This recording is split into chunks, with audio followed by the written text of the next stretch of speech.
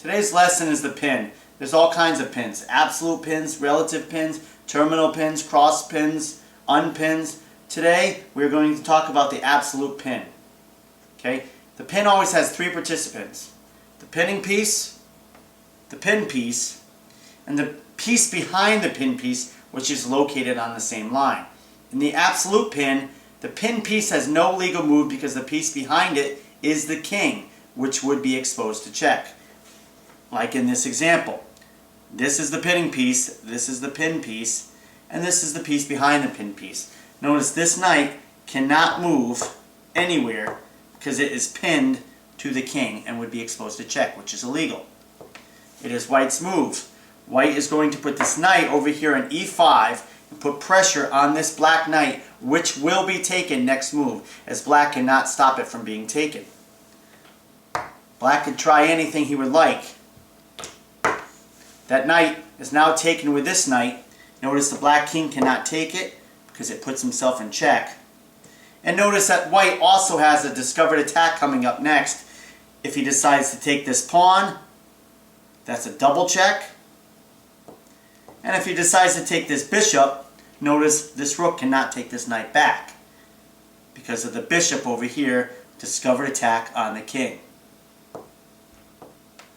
So that is one situation of an absolute pin. In the next position, white uses an existing pin to create a new pin.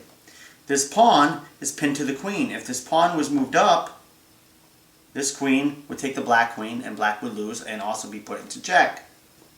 Notice this queen is also attacking the rook over here on d1, but it's white's move. White's going to use this existing pin to create a new pin by bringing his rook over here to g3. Notice the pawn can take the rook, but the queen will take the queen. However, the queen cannot take this rook because it is absolute pinned to the king. Notice he cannot move because he will be put into check. Well, black's not going to want to take it with the queen because he'll lose it. And he cannot take this rook because it's illegal. So black's pawn is going to take the rook. The white queen will now take the black queen, also put black into check and win the game. That's another example of an absolute pin. Here's a short game where the absolute pin plays a crucial role. e4, c6, this is a Caro-Kann defense. d4 and d5, knight c3.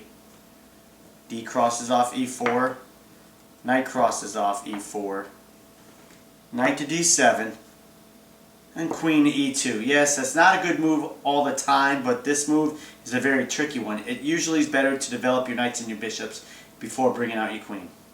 Now for some reason, if black decided to do, let's say, g6, instead of bringing his pawn up to e6, can you see how black falls into a trap and find checkmate in one move for white? Using the absolute pin, the knight here goes to d6 for checkmate.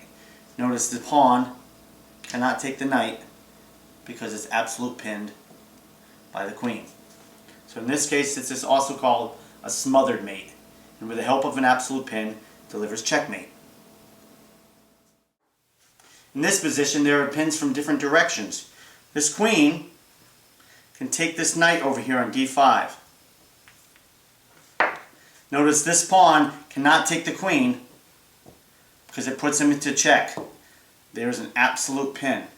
And notice this pawn can't take the queen because of the bishop, which is illegal. That is also an absolute pin. Black's only real big response here is to take the bishop. But if he takes the bishop, the queen, because it can't be taken by that pawn, can come over here and take the rook. Put the king in check. And black's going to lose this game very quickly because of the absolute pins. And in the last example of an absolute pin, notice this rook come right over here and say check. It has now forked the king and the queen. Okay, if the king moves back, the queen will be taken, and white will still have his rook on the board. So black's best response is to take it with the queen. Notice this pawn cannot take the rook because it's absolute pinned by the bishop over here on c2. This pawn takes, he puts himself in check. So there's an absolute pin. So the best response is the queen to take the rook. The white queen will take the black queen and say check. Notice again, the black pawn cannot take the queen because of the absolute pin. And white will win the game. These are all examples of absolute pins.